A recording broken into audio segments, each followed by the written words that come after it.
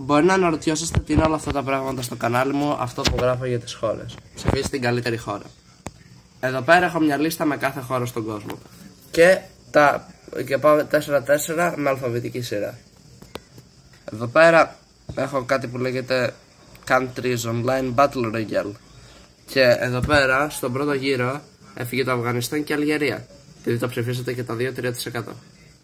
Και στο δεύτερο γύρο η Αντίγκο και Μπαρμπούντα με 2% και η Αγγόλα με 4%. Άρα ο πρώτος γύρος είναι, θα πάω όλες τις χώρες με τη σειρά και οι δύο χώρες που πάρουν τις λιγότερες ψήφους τότε βγαίνουν. Και αυτή τη φορά θα κάνω ένα καινούργιο που τελείωσα στις Βαχάμες. Οπότε θα κάνω όλες τις χώρες και μετά θα τις ξαναπεράσω άλλη μια φορά μέχρι να μείνουν μόνο 2 χώρες, με τα οποία θα ψηφίσω την καλύτερη και να δούμε ποια θα κερδίσει.